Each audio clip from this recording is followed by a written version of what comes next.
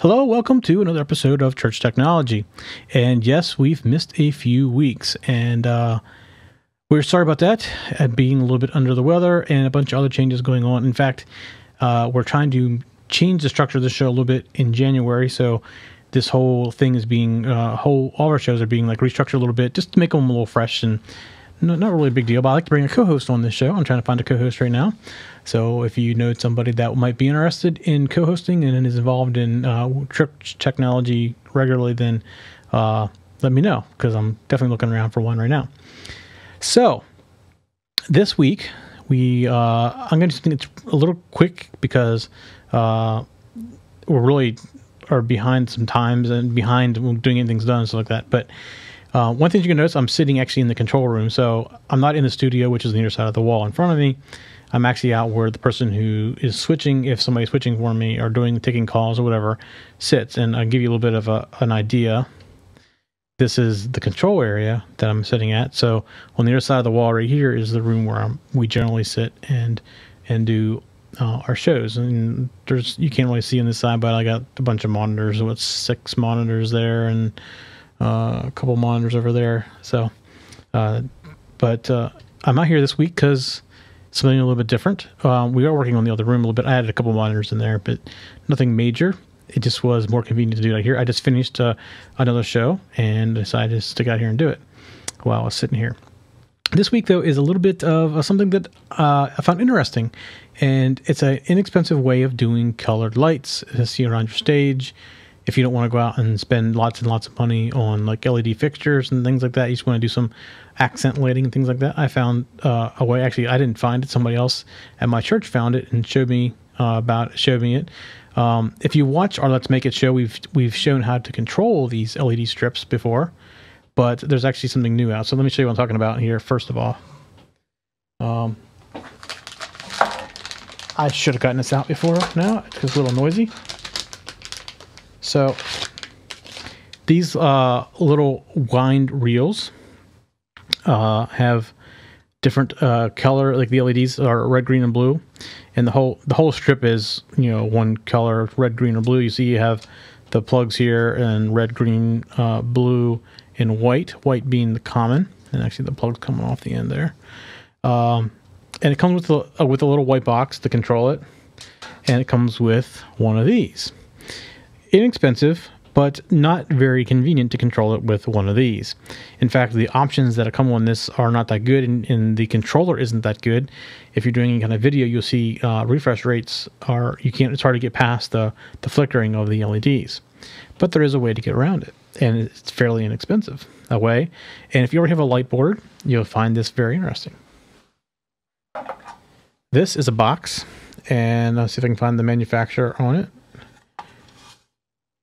Of course not. It's a DMX512 decoder for LED lights. If you search for that, you'll find them. I don't know why a company wouldn't put their name on here. Think they'd want to sell more of them, but maybe not. Anyways, it does work very well though. So it takes in and out DMX right here, and you can also, if you're in the new DMX, it's Cat 5. It takes that. It does some things automatic. It's called fun. It just flickers and does all kinds of other things. But if you turn off the fun, you can actually set the DMX address. And then on this side, this plug comes off, and you basically put in here your voltage, your 12 volts, minus and positive.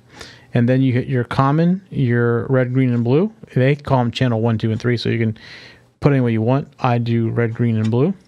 You put that in, you screw this into this, and you plug this in. And then there's your light strip controlled by your light board without having to go through and use this silly little thing. So you can have complete control. And these lights are pretty bright, and they're LEDs. These last a long time. Why not just go out? I mean, this was probably about $30, $40. I got it from somewhere in China, which I'm sure that's where it's probably made. I think I got it off AliExpress. And these are like $12 for a 50-foot roll.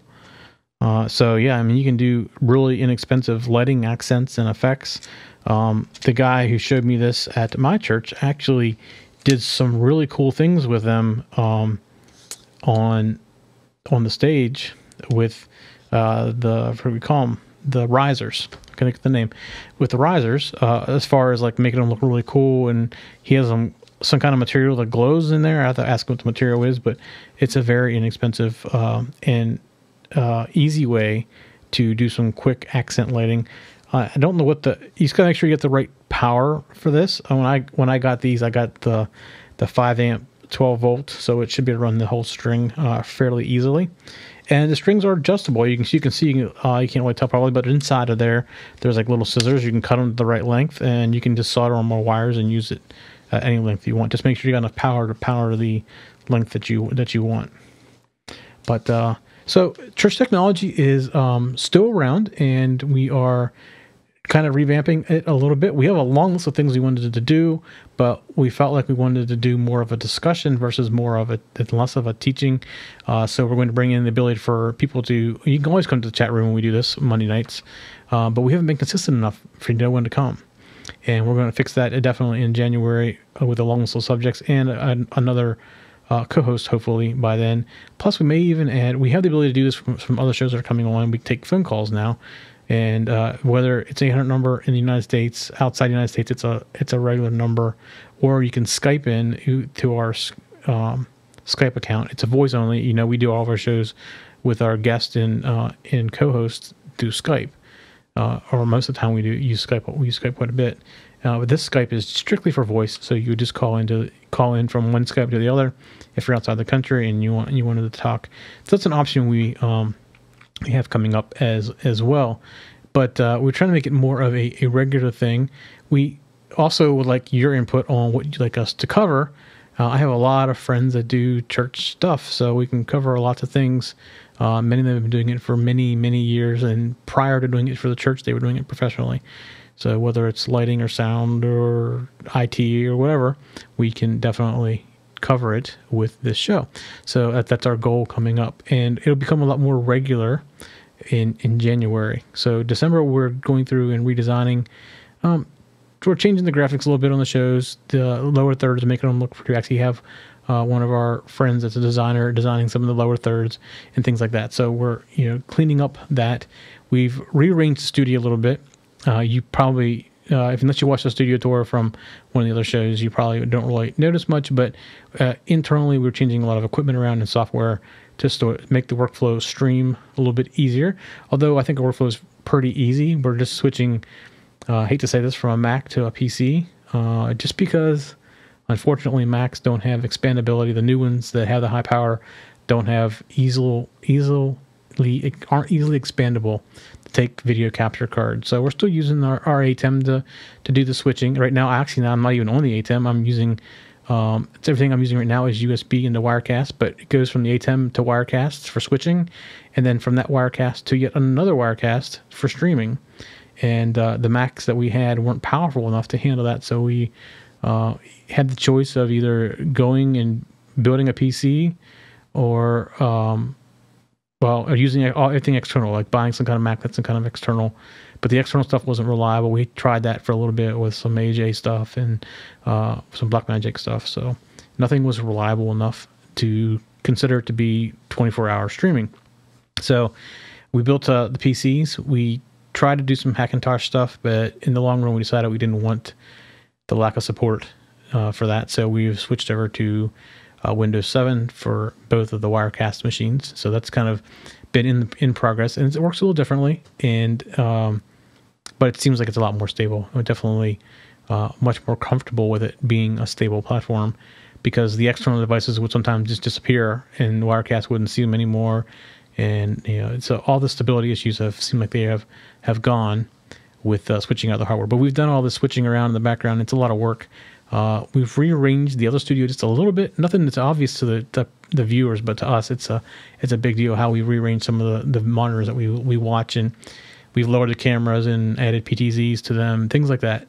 So it's been a long work in progress. Plus, if you watch Let's Make It, I'm about to release a hardware switcher as well, and that's just keeping me really busy sourcing parts, and some of the vendors aren't very fast at producing things for me, so it's been a lot of work to keep up with that. So, anyways, this is for technology. I just wanted to do a quick episode, let you know we didn't fall off the face of the earth, although it feels like we have because I haven't sat here and done one for a good while now. And that will definitely, I might do one more before the end of the year. I don't know. The end of the year is kind of busy for us, the last 2 weeks especially, so I don't know if I'll get another one in before then, but in January, after all the dust settles from the New Year's Eve and all that stuff, the New Year's stuff, we'll be doing regular shows on Monday. Our list of things we want to do is very long, so it's not that we don't have the content that we want to do. We just don't have the time to do all the research and put it together properly to do it justice. And rather than do it halfway, I'd rather just do it later when we have the time and where it does the best benefit for everybody. So anyways, that was it for this week's Church Technology, and keep checking back. We'll be back on a regular schedule very, very soon. For show notes for this show, contacts, and more, go to the TechZen.tv website where you can get show notes for all of our shows. We love to hear from our viewers and listeners. We have an email, a Twitter, and a phone number where you can contact us for each show. For details, visit the TechZen.tv website and get the show details. You can also make a video and upload it somewhere like YouTube or Vimeo, and then just send us a link. You never know, you may see your video in a future show.